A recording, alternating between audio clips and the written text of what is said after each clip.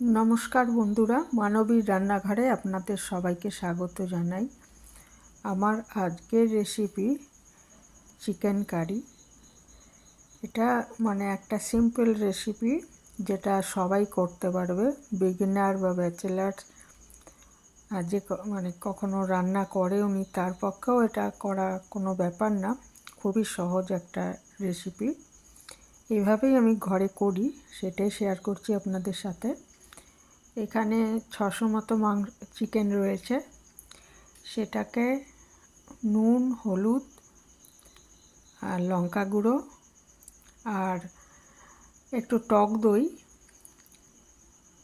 3-4 চামচ টক দই আর হাফ চামচ চিনি দিয়ে মেখে 10 মিনিট মতো আমি রেখে দেব। আর এই 10 মিনিটের মধ্যে আমি মশলাটা করে নেব। মশলার মধ্যে আমি 3টে বড় পেঁয়াজ কেটে নিয়েছি, আর এক টুকরো মোটামুটি বড় 1 ইঞ্চি মতো আদা, আর 10-12টা রসুন। এটা আমি পেস্ট করে নিয়েছি। নিয়ে তারপরে এটাকে ওই চিকেনটার সাথে ভালো করে মাখিয়ে মোটামুটি 1 ঘন্টা মতো রেখে দেবো। তাহলে কী হবে, ওই মশলাগুলো এর মধ্যে মাংসের মধ্যে ঢুকে যাবে ভালো মতো। তারপরে একটা কড়াইতে সর্ষের তেলে 3 চামচ মতো সর্ষের তেল নিয়েছি। নিয়ে আলু কেটে রেখেছিলাম একটু বড় বড় করে।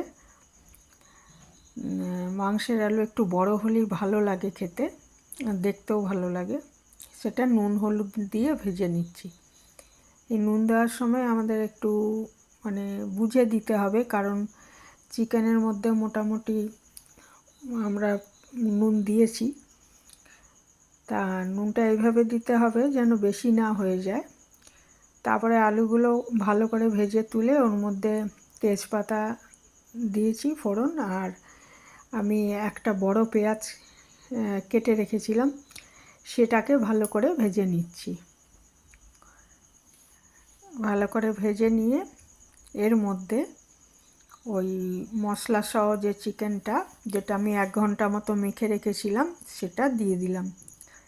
দিয়ে এটা ভালো মতো কষিয়ে নিতে হবে। এটা অনেকটা জল ছেড়ে গেছে।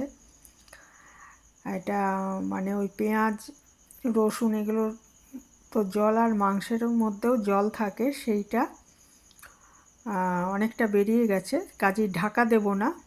যদি কষা মাংস রান্না করতাম তাহলে এটা ঢাকা দিয়ে করে নিতাম, কিন্তু এটা ঢাকা দেব না। এটা জলটা শুকিয়ে গিয়ে যখন তেল ছেড়ে আসবে মোটামুটি, তখন বুঝতে হবে যে মশলাটা ভাজা হয়ে গেছে। মশলাটা কাঁচা গন্ধটা তো যেতে হবে। অনেক সময় জলটা শুকাতে চায় না, তো সেক্ষেত্রেও মশলার কাঁচা গন্ধটা যেন যায় সেইটা দেখতে হবে। তো এইভাবে দেখুন, ওই জলটা কমেই এসছে, কমে এটা তেল ছাড়তে শুরু করে দিয়েছে। তো এটা একদম শুকনো হয়ে গেছে, দেখুন জলটা শুকিয়ে গেছে। তো এতটা জল ছেড়ে গেছে বলে মাংসটা কিন্তু মোটামুটি সেদ্ধই হয়ে গেছে অনেকটা।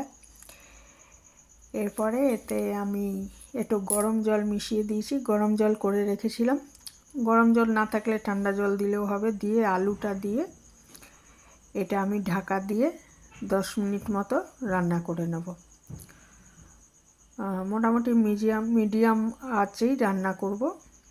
করে এটা খুলে দেখে নিতে হবে যে আলুটা সেদ্ধ হয়ে গেছে কিনা। মাংসটা তো কষানোর সময়ই প্রায় সেদ্ধ হয়ে গেছিলো, তাহলেই এটা রেডি হয়ে যাবে। ইচ্ছে করলে এতে একটু ঘি, গরম মশলা দিতে পারেন, আমি কিছুই দিইনি। কিছু ঘি গরম মশলা না দিলেও এটা খেতে খুব ভালো হয়। তারপর এটা একটু ঢাকা দিয়ে, আঁচটা বন্ধ করে একটু ঢাকা দিয়ে রেখে দেবো। রেখে দিলে এটা রেডি হয়ে যাবে পরিবেশনের জন্য। তা মোটামুটি এইভাবেই সবাই মনে হয় করেন বাড়িতে। যাই হোক, এই ছিল আমার আজকের রেসিপি। আজ এখানেই শেষ করছি। ভালো থাকবেন সবাই।